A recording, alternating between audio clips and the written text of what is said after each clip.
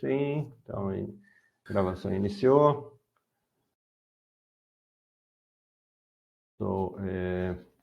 Tá, já está no modo apresentação, né? Tá. Já, vocês conseguem ver aí minha tela? Tá tudo certinho. So let's switch to English.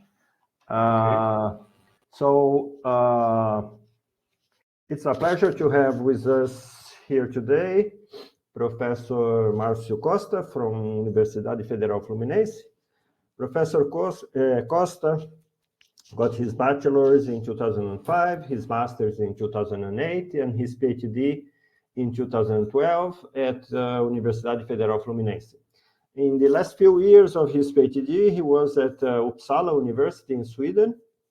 And after his PhD, he had postdocs at Irvine, in California, United States, at Federal Fluminense, and CNPEN in Campinas from 2013 to 2019. And since 2019, he's a faculty at Federal Fluminense in Niterói, Rio de Janeiro. The title of his talk today is Spin and Orbital Hall Effects into the Topological Materials. So, Professor Costa, it's a pleasure to have you here. Thank you very much for accepting our invitation. And the microphone is yours. Thank you very much, George, for the invitation for this talk. I have been to Federal of Uberlândia once with Hiroki, I don't know, many years ago, but it was a very nice week that I spent over there. And before starting my talk, I just want to show a little bit that we are at UFI. I don't know, George knows for sure because he was here for some time, but we are not in Rio, we are across the bay in Niterói.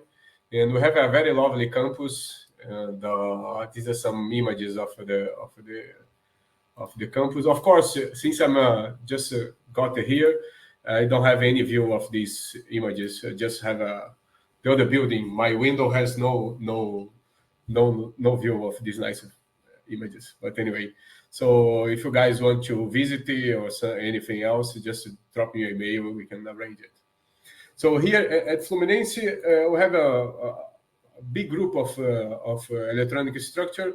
These are some of my collaborators. Some are from UFI, some from abroad, Professor Nardelli, Professor Fazio, Tatiana, Bechara, Iaguda, and Antonio Costa. So there are many other people that have been contributing, but these are my main collaborators on the topic that I'm going to talk today.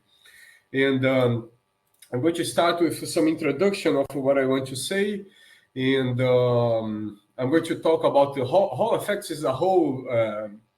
There are several of them. I'm going to talk only about 3 of them, and then I'm going to show the methodology that we are using to perform these simulations, and I'm going to apply this methodology to topological materials. In the very end, I'm going to just mention some work that I'm doing from Eric Gomez, that's master's students, regarding these effects. So I don't know how it works. I have no problem if you want to ask questions in the middle, but if it's not the dynamic, it can wait for the end. Okay. So let's start with my. So in general, the traditional electronics approach, we are always manipulating the electron charge. You know, everything that we are doing now, that we have been doing almost everything. Is manipulated the electron's charge. But the electron has other degrees of freedom. One is a spin, that's an angular momentum, that's intrinsic one. And then we can also have this orbital angular momentum that's acquired when this electron is traveling through the lattice. Depending on the lattice that you have an orbital character or not. So what I'm going to show here in the beginning is that the motivation behind some of this work is like how to manipulate these other degrees of freedom. And how I can connect these 3 degrees of freedom via these Hall effects. They are going to be all connected through this each type of Hall effect. So I'm going to start with the ordinary Hall effect that was discovered in 1879 by Edwin Hall. And I love this paper because I got when you do these postdocs, you interact with people, and then something that I picked up from Professor Faz is like he always used to say, go read the original papers. So I got the original paper for Hall, and then I read it. And it's very nice because he starts the paper by saying that Maxwell was wrong. He was taking a class in electromagnetism, and he saw this quotation here of Maxwell saying that when you apply a magnetic field in a conductor, the conductor itself feels the force, but not the charge. So he found that very strange, and then he designed the experiment to show that Maxwell was wrong. That's amazing. He was just a PhD student, so it's I really like this paper. It's very encouraging.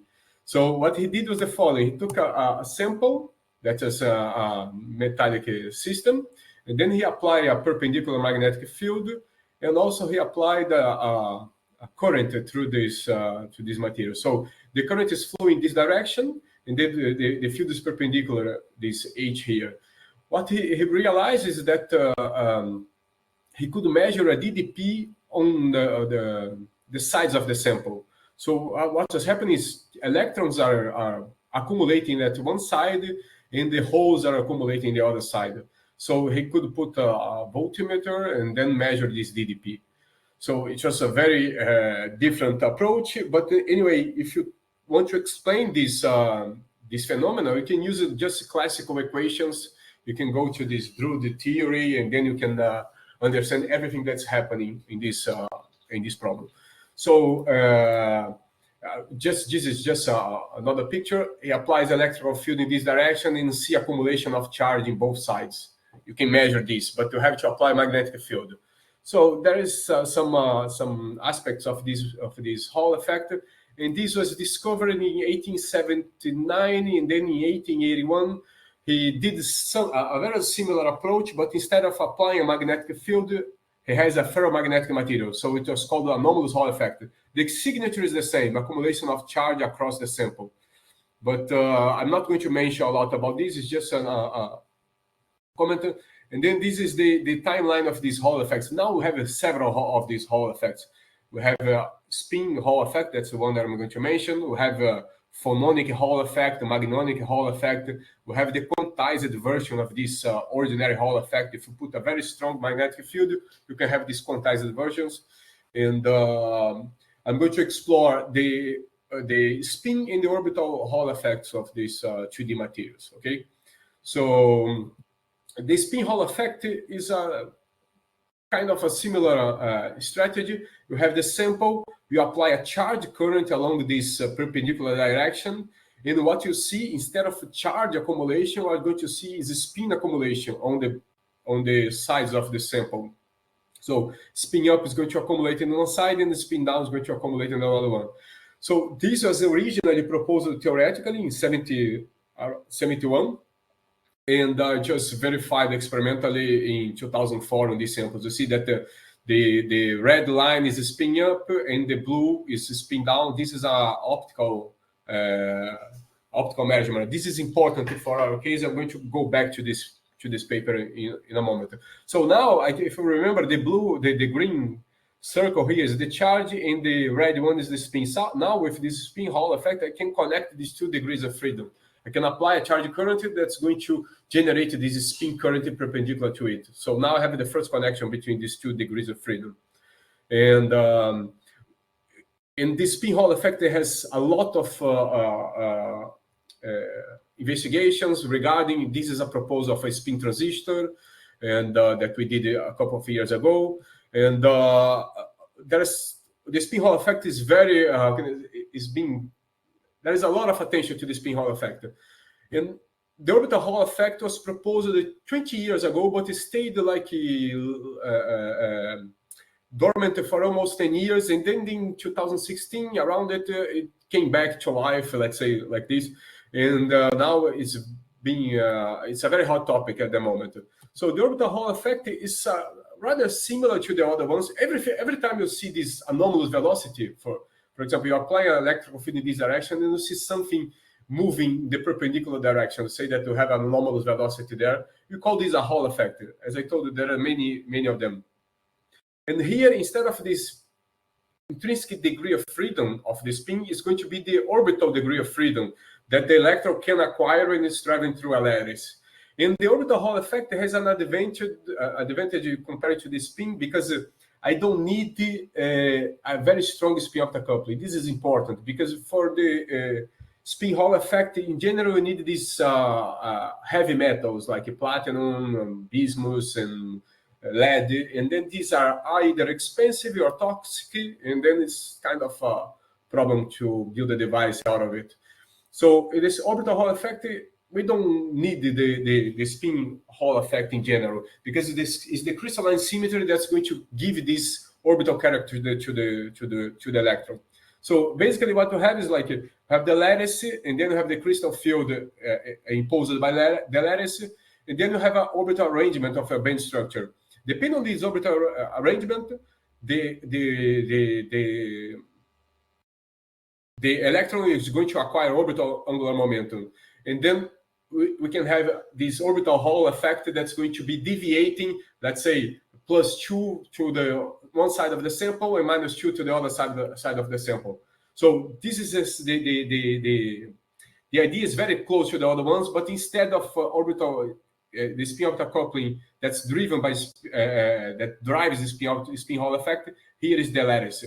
So and then we can, via spin-orbital coupling, we can couple this with the spin. So now I can connect these three corners of my triangle: charge, spin, and orbital. They are all connected via these Hall effects.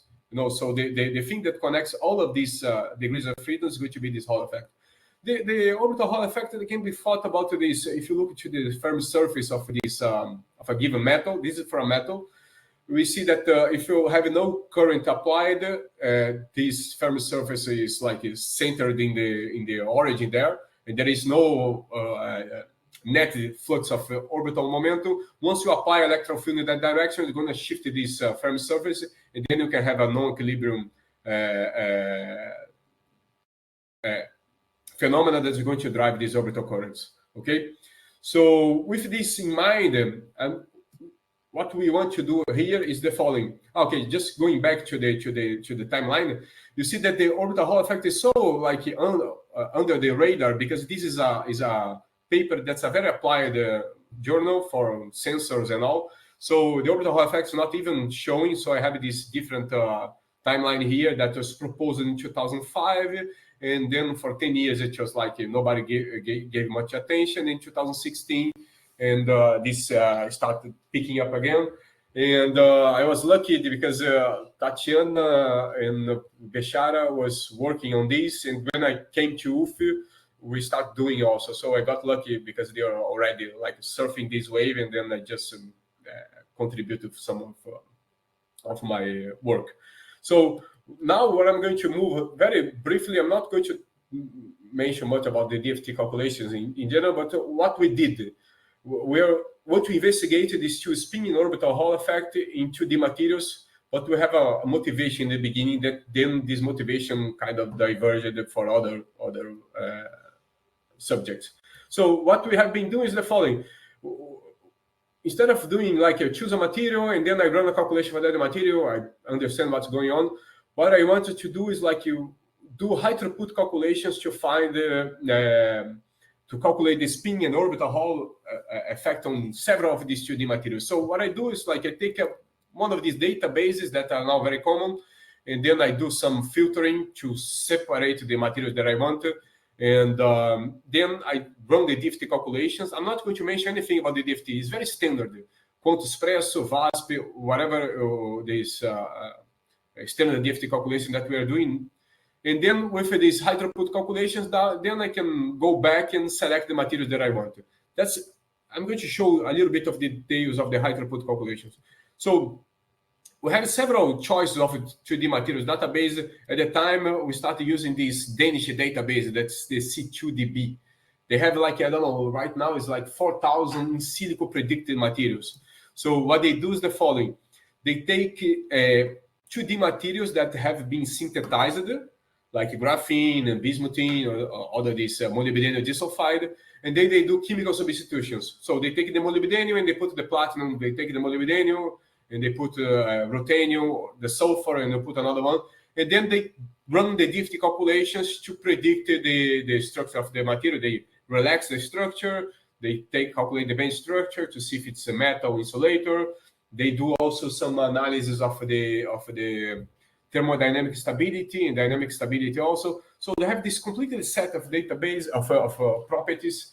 Now, every time they are improving the quality of the database. I truly encourage you guys to go there and look at it. It's very nice. Also, Professor Tiggeson is very friendly. You drop him an email, he can send you the whole database so you can use it. So, and now I'm going to talk about this. I started this project in 2019, in the end of 2019, 2020, and what we wanted to write was this paper here. So I took all the materials in the database, I filtered it for only insulators, and I filtered it for non-magnetic. I didn't want magnetism, and I filtered it for high and medium stability. I'm not going to go into the details of this classification that I have. I took the classification and I say, okay, I just want very stable materials. And what I did at the time, I just integrated the Power Flow, that's the code that we have been developing. I'm going to mention a little bit later, to the Z2PAC code. That's very good to classify topological materials. And then I calculate the Z2 for all the databases. And then I found, I don't know, 30 topological materials. A lot of them never reported, and then we were very happy. We're going to start writing the paper. But in the meantime, Professor Tiggeson published this paper here. So he did the same thing, but much better than we did, because not only they classified for Z2, that's a topological insulator, they did also topological crystalline classification. And okay, we are now having this, I don't know, 700 materials that we just calculated, and what to do with that. And at the time, we just had finishing implementing some new functionalities in the Power Flow. I'm going to mention now what we are going to do with this, because just to back it up a little bit, I do these calculations, the DFT calculations, and then I can extract a very efficient way of calculating linear response functions. So this is something that I'm going to do here. But what I want to do is calculate this linear response using the Kubo formula, which is like if I have this is the structure, this is the Berry curvature, and then I have to do this integration over the Brillouin zone, and then I have to do a summation over the bands. And if I have here in this, this is the velocity operator, and if I have here the current operator, I have two flavors here. It can be the orbital Hall conductivity, and then I put here the orbital operator. If I want to the spin Hall conductivity, I put the spin operator. So the same expression works for the two different cases, except that I have to put the proper operator there. Okay. And the important thing about this equation is not the details is here. You have to perform this integration in the Brillouin zone, and you have the summation over the bands. In general, these are very demanding calculations, because you need, in general, several thousand of K points to do this calculation. And in general, when you do DFT in plane wave basis, you have several thousand of plane waves also that you need to sum. So this is very computational cost doing it in pure DFT. So what we are going to do, we are going to mix the DFT plane waves with a localized band, localized basis. That's going to reduce a lot the computational cost of doing these calculations. This is a paramount necessity for us, because it's like we're going to run hundreds of calculations, and if you can do it faster, it's much better than of course, we need still to keep the accuracy. So the idea is the following. Every DFT all the DFT calculations that I'm running, either using these codes that are VASP or Quantum Espresso, they are in this plane wave basis. Plane waves are very good. They are very flexible. You can increase the accuracy, just increase the number of plane waves. They are very flexible. You can calculate bulk structures, 2D, nanoribbons, nanoflakes, whatever you like it. But the problem is that you lose the localization. You don't know which band belongs to each site. So what we can do is the following. What we're going to do is the following. We're going to project these plane waves in a localized basis. And the localized basis, they are very convenient also. We can do this tight binding localized basis for long. And it's very easy to go from this localized to the BLAW picture. We just take a Fourier transformation. But going from the plane waves to the localized is a little bit trickier. Okay, so that's the whole thing about this power flow code that we use. We have a way of systematically go from the left side to the right side with a controlled accuracy of our problem. So the idea is the following. I'm going to take my plane waves and I'm going to project on these pseudo-atomic orbitals that are naturally built into the pseudo potentials that you use in the differential calculation. If you have any experience with the differential calculations, you have these pseudo potentials that you can mimic the atomic environment of the elements, and there you have a kind of atomic orbital there. When you do the PDOs in one of these codes, what you are doing is exactly what I'm going to use here. We are projecting the plane waves into the pseudo-atomic orbitals. So, and then with this projection, I can calculate all these A's here, these coefficients here. That's going to give me the expansion of the constant wave function in terms of these bases, that's the phi's here. So this is a very straightforward way. It's just a basis transformation. And then the projection is going to be given by this internal product here, okay? So we can do this easily. So when you do this in general, you get a picture like this here. This is just a 2D material. Doesn't matter, it's stanine, doesn't matter which one. This is a typical example. And then you see like the open circles as the tight bind, because when I do this, I'm going to call these projections a tight bind Hamiltonian. Okay, the tight bind is a little bit tricky because sometimes when you hear tight bind, you think about adjusting parameters and all of that. We have no adjustable parameters in general here. So it's just a projection, but I'm calling tight bind just to have this localized picture. So now I go from several hundred basis function for the stanine to 9 atomic orbitals per site. And then I have this kind of agreement here. You see this band is very well described. This also is very well described. This semi-core states is also described. But there is something strange here. There is these eigenvalues at 0 here. These are non-physical eigenvalues. They should not be there. And why they are there? They are there because I'm trying to represent a very high energy states in here, above 40V or something like this, in this very localized basis. So I have SPD for the thing. And probably these no eigenvalues here, they come from very high energy states that I cannot reproduce with this SPD basis. So this is a typical problem. And what we did, what Professor Nardelli did at the time was the following. He created a way to remove these states from the energy window that we are interested in. So the idea is the following. I created this operator that we call projectability number. And the interpretation of this operator is very simple. If it's close to 1, I say that that band can be represented in my localized basis. So I accept that state. If it is projectability is small, and this is small and big, we have to make it clear later. I say that states are no good. I cannot represent them in these local bases, so I'm going to shift them away from my interest window. So see here in the right, I have this projectability as a function of energy. So you see that up to 2 eV, I have like decent projectability, very close to 1. Above 1 eV, the projectability is very low. So that's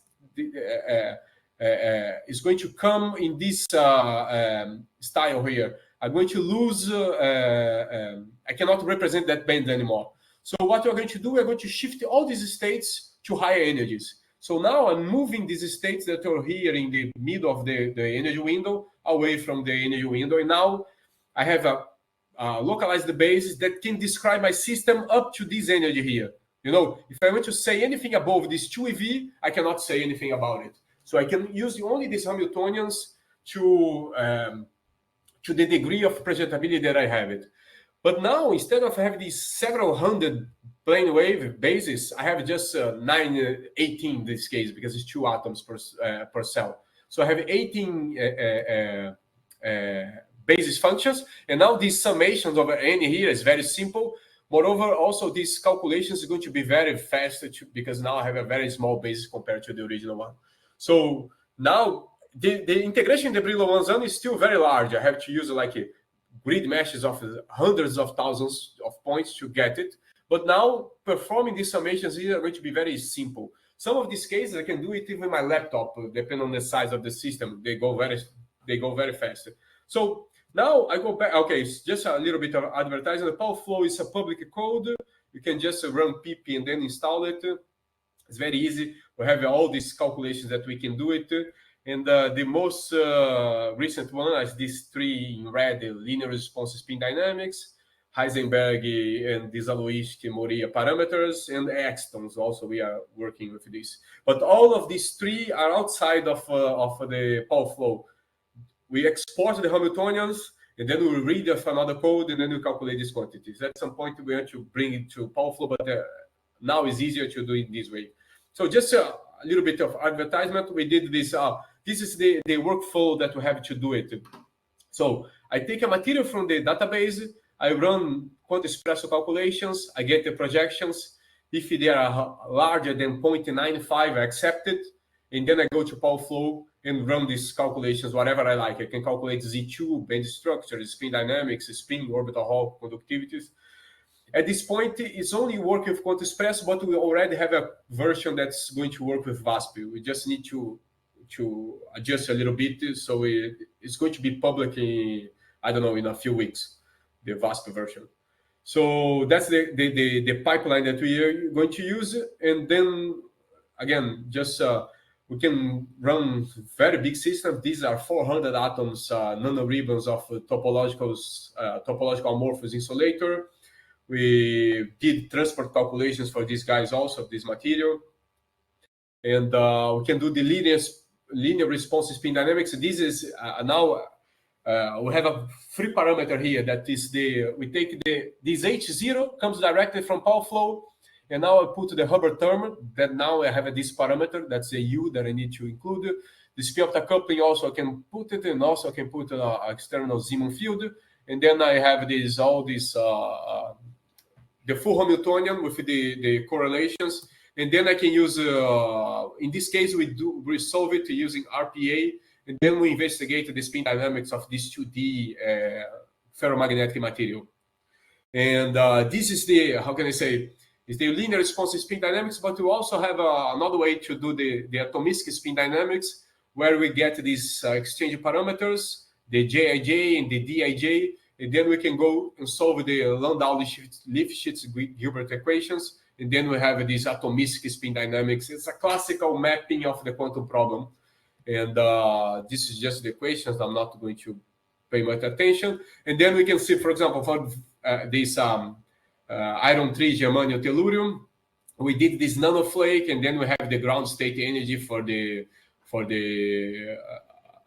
magnetization. Also, we can do spin dynamics and see, okay, apply a magnetic field and see the flipping of the magnetization of this material. So these are all the things that we can do it. So now going back to the problem, I have these Hamiltonians, and I'm going to calculate the spin Hall conductivity. What's the idea behind it? You remember that I just missed the paper classifying the database, but we knew something. That's the following. I know from the beginning of the topological insulator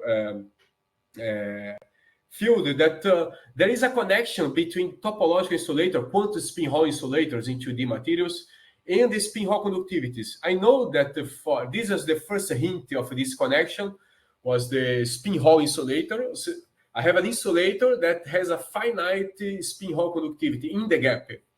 So, and then a little bit later, Ken and Meili showed that this quantum spin Hall affecting graphene. So it has a tight binding model for graphene, and then he shows that graphene is a topological insulator, quantum spin Hall insulator, and then he shows, he doesn't show, but he mentions that for a topological insulator, the spin Hall conductivity in the gap must be quantized. What I mean about that? See, this is a quantum spin Hall insulator, 2D material. This one is one that's in the C2 DB database. I just took one of them to show you. So if you calculate the Z2 for this gap here, you're going to get 1, meaning that this guy is a topological insulator. And here in this side panel, I have the spin Hall conductivity. That's almost perfectly quantized. This difference here is just a numerical problem. So what I'm saying is the following. Okay, every topological insulator must have a quantize the spin Hall conductivity. And I know also, this is not much clear, but we have some, it's a paper that we are finishing here, that there is also a connection with this topological crystalline insulator. Because you see, the classification of the database was not only for Z2, that are these materials, but also for topological crystalline insulators. And for topological crystalline insulators, this relation is not so clear, but we know that they must have non-zero spin Hall conductivity in the gap. So our idea is the following. Okay, I know that the topological insulators has a non-zero spin Hall conductivity in the gap. I know that topological crystalline insulators also have this non-zero spin Hall conductivity. Is there any other topological phase that has this property that has a non-zero spin Hall conductivity in the gap? So that's the idea. Now I have these 700 2D materials, insulators, and I'm going to calculate the spin Hall conductivity for all of them. And I'm going to inspect the value of the spin Hall conductivity in the gap. Remember that I removed all the topological phases. So if I find any of these materials that have a non-zero spin Hall conductivity, I'm going to be confident that they must have some topology involved. So that's what we did, and this is the histogram that we got it. You see, out of the 700 materials, almost all of them have zero, as expected, because, you know, these are trivial insulators. And I found 7 materials that are neither crystalline, neither topological insulators, but they have finite values for the spin Hall conductivity. So, and then, okay, this is a hint of a topological phase, but what's this topological phase? I'm going to give out already the game that this new connection that we found is this so-called higher order topological insulators. And I'm going to explain a little bit. If you know a little bit about topological insulators, let's say that I have a 2D material topological insulator, and then I cut a nanoribbon out of this material. So I broke the symmetry along a given direction. For a topological insulator, now I'm going to see edge states on this material. So the topology is going to be manifested in the edges of this material. Topological crystalline insulator is also very similar, but now you have this along the stripes, but the difference of the topological crystalline and the topological insulators is that the topological crystalline, we don't need in principle spin-orbital coupling. It's just the crystalline symmetry that's going to drive the material in the topological phases. But now in these higher order topological insulators, we have something similar, but the manifestation of the topology is in a lower dimension. What I mean about that? For example, let's say that I have a 2D topological insulator, regular one. When I cut the nanoribbon, I go from 2D to 1D, I see the topology in the edge states. Topological crystalline is the same. The higher order, I have to go to a lower dimension. Instead of being a D-1, it has to be a D-2. So, for example, for a 3D, I have to go to this nano. This is a proposal for tungsten telluride, if I'm not mistaken. So then you have to go to this 1D. It's kind of a wire of the material, and the topology is going to be manifested along the hinges of the material. So you have this hinge, and then the topological states are going to be along these directions. You can also have this for the bismuthine, the bismuth also. You see that here are the topology of this material along the hinges of this material. The important thing is the following, that I need to preserve a crystalline symmetry. I'm going to, into this, easier to understand this one. So these 2 examples were 3D materials. Now I have a 2D, that's this graphidine. It's a 2D material, and to see the higher order topology, here they call 2-dimensional second order topological insulator, which is basically the same. But now you see, I go from the bulk to the nanoribbon, that's a zigzag nanoribbon. I have a gapped state along this nanoribbon, and I can also do the armature, I have a gapped state, but then I have to go to the lower dimension. Instead of going to 1D, that's these nanoribbons, I have to go to the 0D, that's a nanoflake. And now with this nanoflake, I see the topology is going to be manifested in these corner states of the nanodisk. The important thing is the following, that the symmetry of this nanoflake has to be the same symmetry of the original material. For example, for this graphene, it has a C3V symmetry. So I have to construct a nanoflake that preserves this C3 symmetry. So the high order topological insulator, in my view, is kind of a topological crystalline insulator, but the symmetry that protects it cannot be preserved in D-1. What I'm saying is the following. Here is a C3V rotational symmetry. You can never build a nanoribbon that's going to preserve C3V for this case. So you have to go to lower dimension, then you have a nanodisk that can preserve this topological crystalline symmetry. So this is the graphene, and then there is other proposals. But at the time, our proposal was the first time anybody did a high throughput calculation and found like 7 of these materials. And we explored a little bit with a tight binding model. We started with a tight binding model for a 2D higher order topological insulator.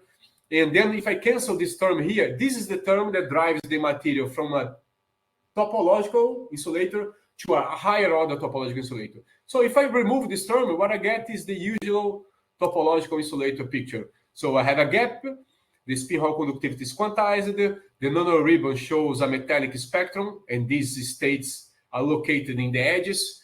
Also, if I go to the 0D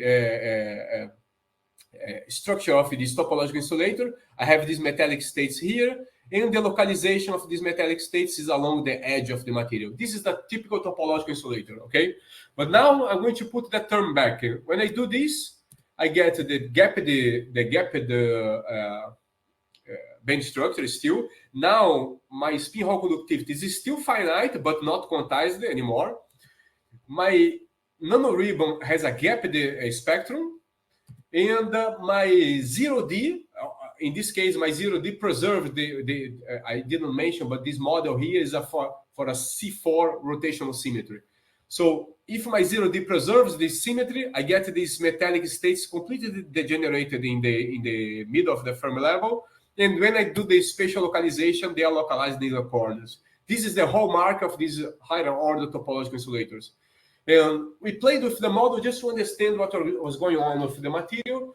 And now I'm going back to the DFT calculations. Okay, this is just some. There is some competition between this delta parameter that drives the material to the higher order and the spin optocoupling parameter. This is just we're exploring the model because we wanted to understand why some of this high order has very large, almost 1 spin Hall conductivities, and some of them has a very low spin Hall conductivities. So depending on the parameter, you can get the higher or lower parameters. This is just an exploration of the model.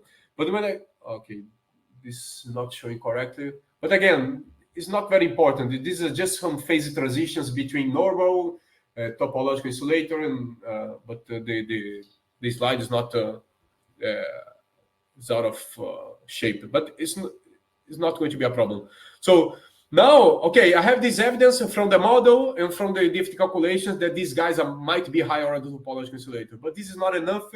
What we did, we calculated the topological invariant for this material. And at the time, we just had this, it's kind of in the beginning of the topological insulators. It's not the same. There, in the beginning, we used this parity operator to calculate if the material is a Z2 topological insulator. Here, we are doing something similar, but instead of the parity, it's going to be the rotation operator, in this case, C3V symmetry. And then we calculate these eigenvalues, and depending on the product of these eigenvalues, you can have either +1 or -1.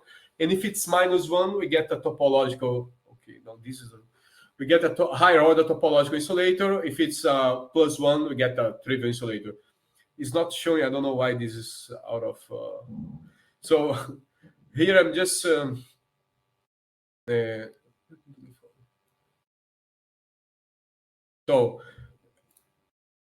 I'm going back to the presentation. Can you see my slide here? Yes. Okay. No problem. So this is the material, one of these materials. I have the band structure that has a gap, and then I have a finite value of the spin Hall conductivity. When you calculate this invariant, I get a -1 that gives me a higher order topological insulator. We did this for all the 6 materials, confirming that they are higher order. And then when I get the nanoflakes, remember, this is a C3V crystalline symmetry that protects it. So my flake has to preserve this symmetry. And then I get the corner states. That's the hallmark of these higher order topological insulators. So here I have if you remember in my model, these states are perfectly degenerated at the Fermi level. Here they are a little bit spread because of finite size effects, okay? If I do the same for all the other ones, I would get a similar picture. Some of these materials, they have very tiny gaps, and it's hard to build these nanoflakes. If the gap is too small, you need a very large size of the flake. Let me go back to the presentation to see if it's going to go well. Okay, so there are other materials, and then, okay, we have our final answer. We found several novel higher order topological insulators in this database doing the high throughput calculations. And then we published this article. I'm going to going back to this article in a few moments. At the time we had this also, which was a referee question. Okay, is this the same for a 3D material? And then there was this paper on arXiv. We did the calculation, and indeed they predicted to be a higher order. Through our criteria, we also find that this is a high order topological insulator. And I don't know, last year it came out another paper showing that this guy is a higher order topological insulator. So with our criteria, we could detect these also, or the 3Ds also. And just a detour on this history, because as I mentioned, when I came to UF, Tatiana and Bechara they were working on this orbital Hall effect. And so they asked me, can you run calculations for the orbital Hall conductivity instead of the spin Hall conductivity? And then, okay, the only trouble was to build this orbital Hall, the orbital operator, which took some time, but it was okay. And then after that, I did the same thing that we did for the spin, but now for the orbital. But the first thing that we did, instead of we applied for one case, because if you remember this slide from the beginning, I have this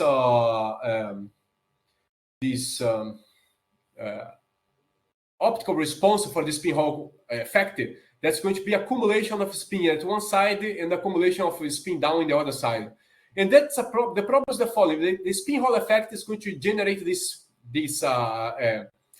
response here. If you take the Valley Hall effect, that's something that I didn't mention. Is going to you get the same picture, and if you take the orbital Hall effect, you are going to get the same picture. So if you have a convoluted effects, you can never say if the accumulation comes from the spin, the Valley, or the Hall orbital. So we proposed at the time, instead of in the molybdenum disulfide, that the molybdenum disulfide will have a 0 spin Hall conductivity, but to have a very large orbital Hall conductivity.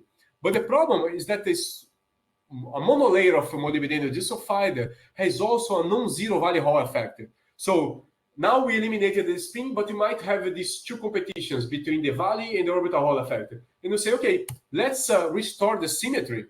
If you put a bilayer of molybdenum disulfide and you rotate one of them, you are going to kill the Valley Hall effect. And now the situation is the following: spin Hall effect is 0. See this red line here. The Valley Hall by symmetry is going to be 0. And the only thing that's going to be left is the orbital Hall effect. So we proposed this for the experimentalists, try to go back and see this accumulation. So if you did it by layer and you see accumulation, this accumulation has to come from the orbital Hall effect. Because it's still to this day, the orbital Hall effect detection is still under debate, because you have these other effects that can be also playing a role. So we did this proposal, and then we published this in the Physical Review Letters. Just like a few years ago, and we're still waiting. But if somebody's going to try the experimental setup, it's a difficult problem. But now going back to this problem, after we published this paper, these two papers came just a little bit after, showing that the molybdenum disulfide monolayer was a higher order topological insulator. And then we are like very, at least I was very troubling, because, okay, through my criteria, if you look at this is the monolayer. You see, the spin Hall conductivity in the gap of the molybdenum disulfide is 0. So my criteria for the spin Hall conductivity was failing to detect it. So what I did, the first thing that I did, okay, is this guy a higher order topological insulator? So I tried to reproduce the results of these two papers. They work correctly. The molybdenum disulfide is a higher order topological insulator. And what our original paper was missing is that the spin Hall conductivity is how can I say, is a criteria to detect this higher order topology, but it's not the definitive criteria. What I mean is the following. If you have a finite value of this spin Hall conductivity, I'm positive that's a higher order topological insulator. But if it's zero, you cannot rule out this material. So, and then at the time we are kind of, at least I was a little bit nervous because, okay, maybe my paper is wrong, but at the time it's not wrong, it's just incomplete. Because the spin Hall conductivity can detect some of these guys, but not all of them. But then look into this picture, okay, see, the spin Hall conductivity is totally zero, but the orbital Hall conductivity is very large for this material. And the question that we asked ourselves, okay, maybe instead of using the spin Hall, let's use the orbital Hall and see if we get the response that we expected. And then for all the TMDs that we tried, we calculate the spin Hall conductivity. This is the column here. And then all of them has non-zero values. And then we calculate the spin, the topological invariant. Now, you see this paper, the paper that I'm going to show just came out last year. So in the first paper, we didn't have a very clear topological indicator. But then in these 2 years, these guys developed this topological indicator. So I calculate the charge, the corner charge. If you have these non-integer corner charges, you can be positive that this guy is a topological, higher order topological insulator. So all these TMDs, they have this fractional charges here, this last column. So they have fractional charge, they are higher order topological insulators, and then they also have a finite values of the orbital Hall conductivities. We did this for the H phase of the TMDs. Okay, this is just a typical example. This is chromium disulfide, tungsten disulfide, and then we have these non-zero values for the orbital Hall. Now, the spin Hall is zero for in both cases, and we did also for, okay, this is just the orbital character. You see that this color here is like very dark blue, indicates that this is closer to 2. This is the projection of the LZ operator. So this is kind of almost 2. This is a D band. It should be like, if it's we have some interactions that breaks this value. It should be 2, but they get a little bit smaller for the tungsten diselenide also. And this is the orbital character that the electron is going to acquire when traveling through this state. So that's what gives the origin to this orbital Hall effect. And also, okay, this is molybdenum disulfide, is like the corner states are over there. And we did also for the T phase of the TMDs. So here is a little bit different because you have 2 polarization, but it's just a detail. And since the TMDs, they have this inversion symmetry restored in the T phase, I can also calculate the Z4 topological invariant. And the Z4 equals 2 means that these guys are higher order topological insulators. So, and then this is just the band structure for the T phase. And again, this is a little bit more complicated because of the symmetry. I can have these 2 polarizations. The H phase is simpler. But then we can, I didn't put the paper, okay. And we published this paper last year in Physical Review Letters again, but now using, instead of the spin Hall conductivity, using the orbital Hall conductivity as a signature to calculate, to identify this higher order topology. And this year, there was another paper that did the same thing, but looking for magnetic higher order topological insulators. And then what's important in this figure here is the orbital Hall conductivity for this second order topological phase here, this HOTI. You see that they also have the non-zero value in the gap. And when they go to the flake, they see these corner states. But now these guys are magnetic. So what I want to show with this paper is the following. Okay, our criteria works not only for the non-magnetic 2D materials, but maybe, at least this is just one case, it's going to work for all these magnetic materials. So, but still, we're still investigating the connection between these two. We have a kind of a simple model that's derived from this photonic field that makes some bridges between these two fields, but we still have needed to go deeper in this problem to understand better what's going on. And just the last thing that I'm going to show here is like we did this spin Hall and orbital Hall connecting the topological phases, and now these are very heavy calculations. Even with this power flow scheme, we still have to do a lot of simulations to get these results. Now, what I want to do is the following. I want to know if the material has a finite orbital Hall conductivity without having to do the DFT calculations. So this is the work of Eric that is doing the. I took the C2DB databases, and then I calculate the orbital Hall conductivity for all these guys, and now I'm training a machine learning algorithm to predict all the orbital Hall values for the whole databases. So in the end, I'm going to do the following. I'm going to take the materials that I know, the orbital Hall conductivities. I'm going to train an algorithm, and then I'm going to create a new 2D material that my algorithm never saw it, and I'm going to predict the orbital Hall conductivity in the gap only for that new material.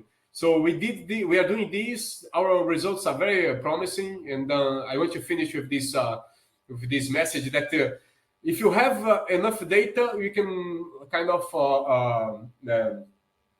get the property without even going in the beginning to do the DFT calculation. That is still, even with the whole computational effort that we have now, that's much cheaper to do these calculations, it still takes a lot of time. So if you can bypass this part and then going directly to predict the quantity, and of course, after you predict it, you go back to the DFT and then you confirm it. But instead of doing for hundreds of material, do just for a couple of them to get the property that you like it. So I'm going to finish here, and I want to thank you guys for the attention, and also the financial agency that is being paying for this work. Thank you so much. Thank you very much, Marcio. Very nice talk. I think it's the talk with the largest number of slides we ever had here, 123. But you talk very fast, so you made it. But some of these slides are so simple, you can pass fast. Yeah. No, I saw it. So it's a counter argument to that rule that never put more than 50 slides in your talk. You just showed that you can put more than double of that. Okay. Maybe I should speak slower. No, that was fine. That was perfect. So we are open to questions. Any questions, anyone? Gerson is there. I see that Tomé is there. Let's see here. Who else? No, Tomé left. Gerson is still there. Want to ask any questions, Gerson? Yeah. Sorry, it took me a while to turn on my camera again. Hi, Marcio. Thanks for the very nice talk. So many topics. Let me ask a question about something that I'm not fully sure I understood. So, okay, so you run this conductivity calculation to detect what is topological or not, and then you show that you can use the spin Hall or the orbital Hall conductivity to check all these possibilities. And you fail to detect the orbital Hall materials, because when you do the spin Hall, you're basically calculating the conductivity of spin up minus spin down, essentially, right? So on the orbital Hall, it cancels out. That's a good question. Like this for the spin Hall, I get most of the materials in the gap, they are zero. Because to have this non-zero in the gap, you must have a non-trivial topology. Yeah, okay. Sure. So, but not what I want to say is if I have a topological material, either crystalline or topological insulator, we are going to have a finite value for the spin Hall conductivity in the gap. Sometimes it's not quantized because of other interactions, like Rashba can break this quantization, all of that. But for the orbital case, this is not applicable. You can have a finite value for the spin Hall conductivity, or for the orbital Hall conductivity in the gap of these materials. Even if they are not topological insulator or topological crystalline insulators. What we found, if you have this other exotic higher order topology, that was something new, you can also find these materials via this orbital Hall conductivity. But the spin Hall is a little bit iffy. We still do not understand why this, what I want to say the following. If I have a finite value for the spin Hall conductivity, this is a topological material. If I don't, I cannot say definitely that's not. Sure. So to summarize, my question is, instead of calculating spin Hall or orbital Hall conductivity, if you calculate just charge conductivity, both materials will have quantized conductance? In the bulk, no. In the bulk, they're going to be zero. If you have a nanoribbon, then I'll have quantized for the topological insulators and the topological crystalline insulators. Yes. For the higher order, not necessarily. For a higher order, no. For the higher order, of course, I'm talking about the 2Ds. So my topology is going to be in the 0D. It doesn't make much sense about talking about. But you have a 3D higher order, it's going to be quantized also because you have these hinge modes for the charging.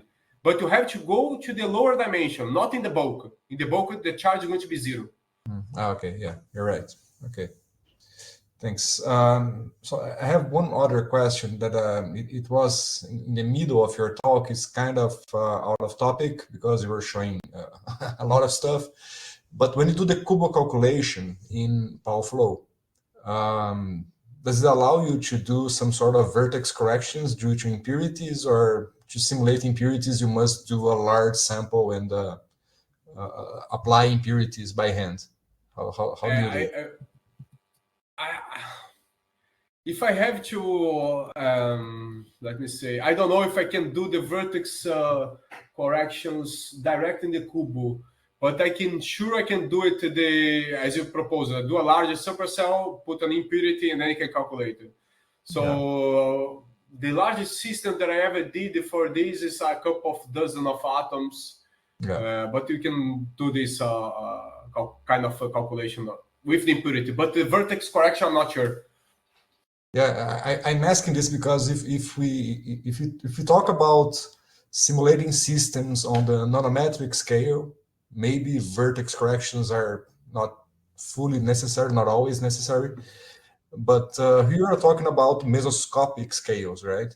And on mesoscopic scale, for sure, vertex corrections are important. It depends on the type of impurity and so on, but they're usually important. And so if I want to use the code to calculate spin polarization, current-induced spin polarization, for instance, it's well known that without the vertex corrections, we get, for gallium arsenide, we get a factor of 2 wrong. And for other materials, this factor changes. It may change a lot. So, you see? You're totally right. This is something that is funny that we are just discussing, I don't know, a couple of days ago, because Tariq, that's a postdoc here in UF, he's like, he's been mentioning that for a long time, but at this point we haven't tried it. But you're right. If you want to, how can I say, improve this, you probably will have to include this vertex correction at some point. Okay, thank you. We have a question in the bate-papo. I don't know if you can see it there, from Emmanuel. I don't know if you know Emmanuel. He's a student of Tomé.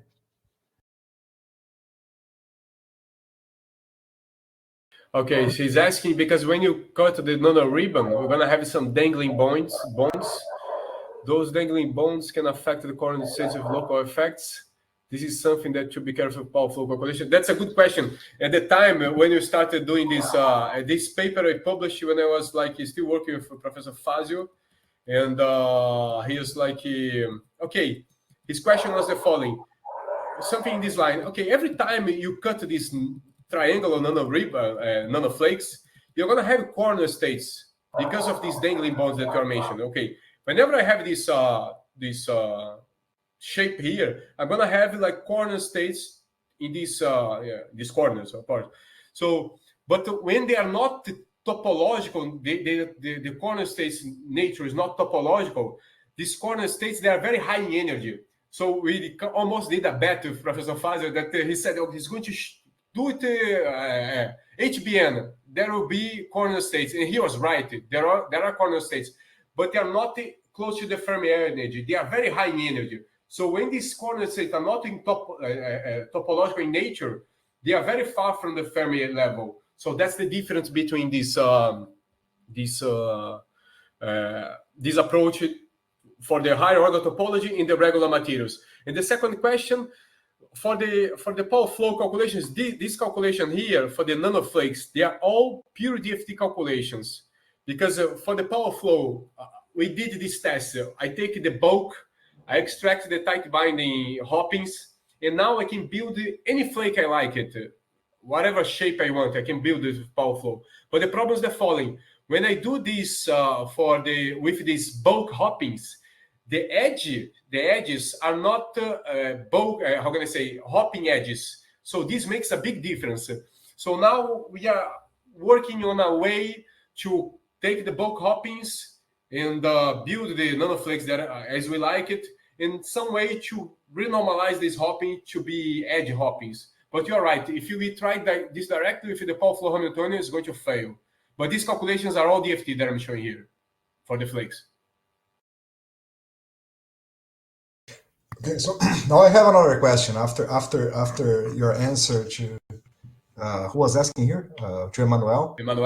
Now you got me curious again. So this problem you're saying about the hoppings at the edges happens in graphene nanoribbon. So if you run armchair, there's this metallic armchair, which is in practice is never metallic. There's always a gap. You're familiar with that, I guess? Yes. So, okay, so the solution to the metallic armchair is exactly as you said, to change the hoppings at the edges. Once you do this, it opens a gap and everything goes back to normal. But then how can you find the hoppings at the edges without running a flake? But if you run a flake, you don't need tight binding anymore. You have the flake already. No, that's true, but because you see that these red dots here, they are very spread, and they are spread because my flake is small. So I'm going to go to a nanoribbon. This I did already for a surface, and I'm doing for a nanoribbon. I can run a calculation for a very small, like let's say 20 angstrom nanoribbon, that the hoppings in the middle, they are already bulk, but the hoppings in the edges, they are real edge hoppings. So what I'm doing now is the following. Okay, I run this calculation. I have a couple of dozen of atoms. Is it still doable in the DFT? But let's say that I want to run a calculation with a very large nanoribbon. It's not going to be possible. So now I construct a nanoribbon with the tight binder from power flow, and I take this small one, the edge hoppings, and I put it in this one. I did these tests. They work amazingly for the nanoribbons and for the surface. For the flake, it's very hard because now I need to map the correct environment of each site. The flakes, I couldn't do it yet. For the nanoribbons and for the surface, it's kind of easy. But for the flakes, you are right. It's very difficult because now I have to go to the corner and then normalize all the hoppings, and then it's much more complicated for the flakes. But for the nanoribbons, it's easy.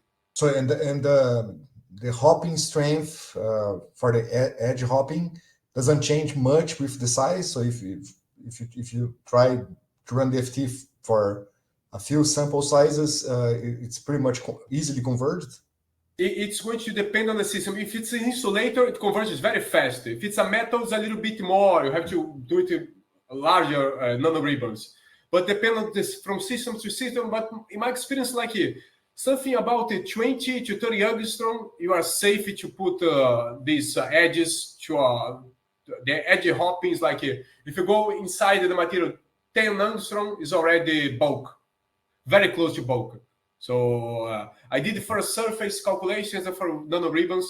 It's very easy and very doable for these two systems. Is this published already or ongoing? The surface is published. If you go to it's ACS Nano. It's surface of bismuth 10, bismuth 2, selenium 3. It's published, this one. For the nanoribbons, it's not yet published. But for the surfaces, yes, it's published. Okay, thank you. I have a couple of questions. When you started talking about these nanoflakes in slide 76, where you said that it has to keep the symmetry, so on and so forth, and you call that 0D, right? Yes. 0 dimension. But I don't see why, if you increase the size of these hexagon flake, why the corner states would disappear? So it doesn't need to be small. So it's 0D means what in this case? Because 0D is a point, right? Yeah, okay, you're right. It's not. I can have a gigantic flake that's non-0D, and it's going to be there. It's just I'm saying that I have no periodicity. It's a terminology. That's why I call 0D. It's a terminology.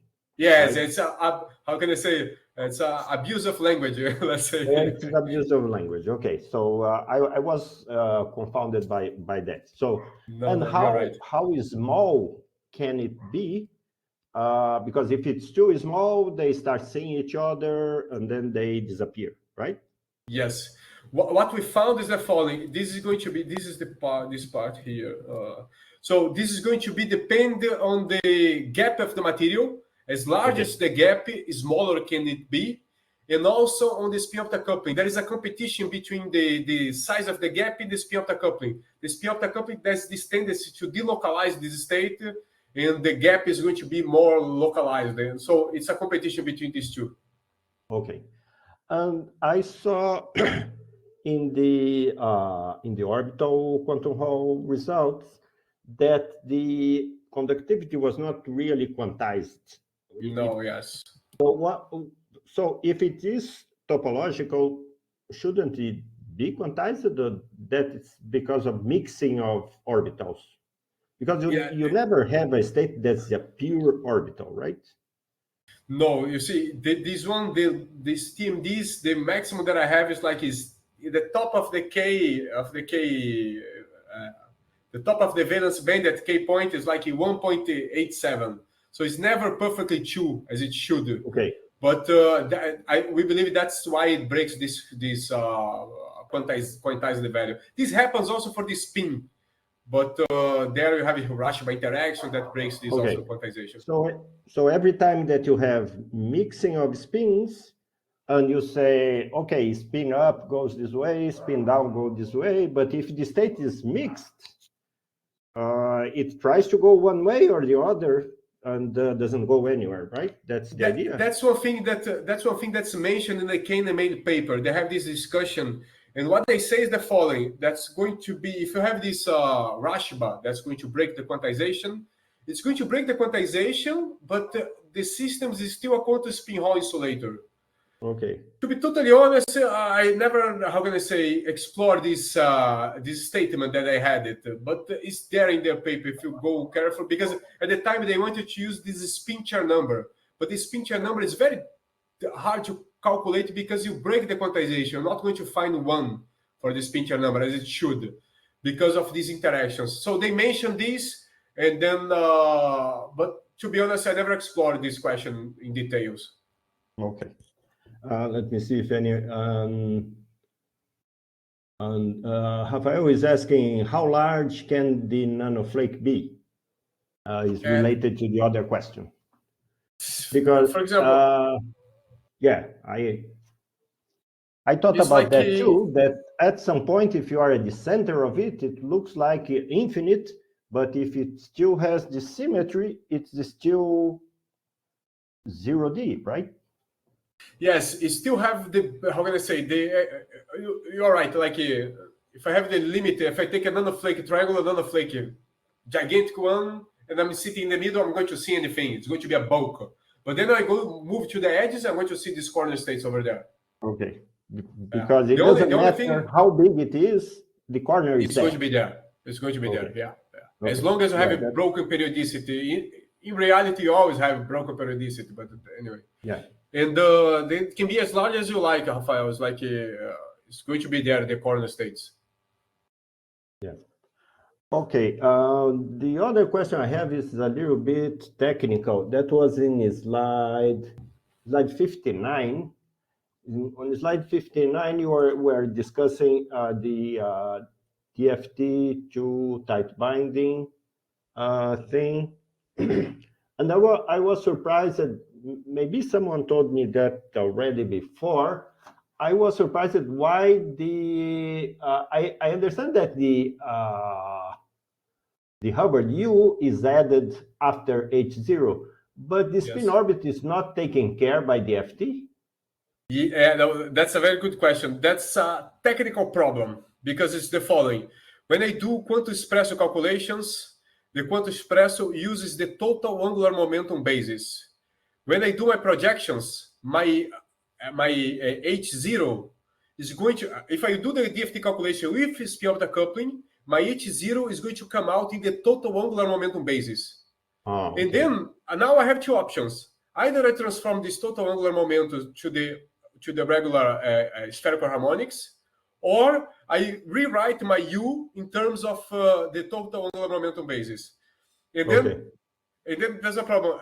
Antonino, that's the guy that does this, said, I'm not going to rewrite the U in total angular momentum basis. And I told him, I'm not going to do the transformation. So what I'm doing is the following. I'm putting the spin-orbital coupling by hand and in the spherical harmonics. But this is just a technical problem. I just need to construct the matrix that you're going to do the transformation. And then all the spin-orbital coupling is going to come from the DFT. And how do you choose? It becomes a parameter of the problem, right? Right? The spin orbit hopping, let's say. Yes.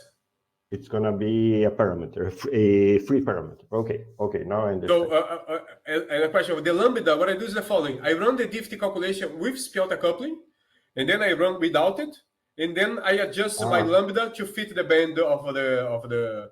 I have a whole automatic way to do it. Okay, great. And my last question, let me see here. There is nobody asking any questions. In slide 53, you mentioned about the meshes to do this Brillouin zone integration. Does PowFlow has these adaptive meshes or anything like that, or does it do like I do a Portuguese mesh that is just same? The grid is the same everywhere. Because I know that people who do band structure for a living and they have to do these integrations, they have all kinds of sophisticated meshes, which are denser in some places and less dense in other places, and this improves a lot the calculation.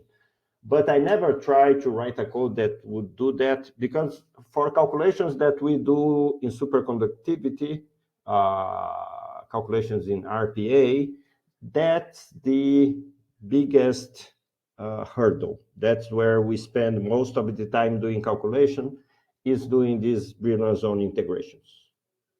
Yeah, you're right. I'm doing the same method that we are doing, but the problem is that we are using fast Fourier transformations, and then we have to have an even grid. The grid has to be the same. But this is something that we have in our list. At least I have it, because it's like this. My collaborators, they have these supercomputers in US and in Netherlands. They don't care. They can throw it to wherever they like it. But I don't have it. So I want to do something like this to improve because it's funny. For example, you have a tiny gap. You have to put a lot of K points to resolve it. And then it's just around the K region. So you just need to put K points around that region. Everything else you're wasting. But at this point, we are wasting. We don't have this this strategy. Okay.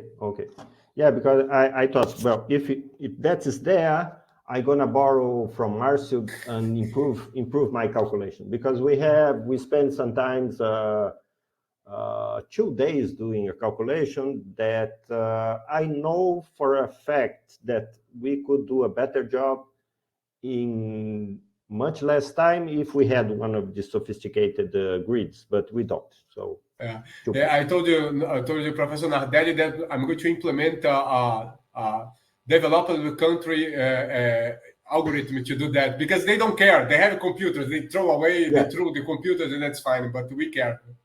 Yeah, we don't. Yeah.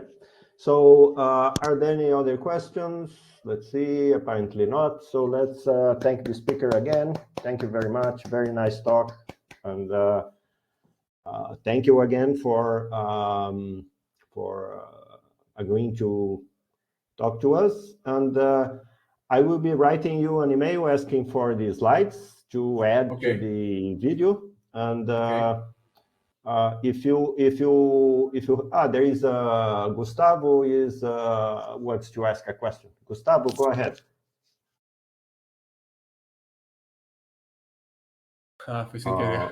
Yeah, well, probably he was trying to send a message, and then it didn't happen. Okay, so thank you very much, Marcio. And so if you have anyone who wants to see the video or just let me know. The video is in our YouTube channel on our page.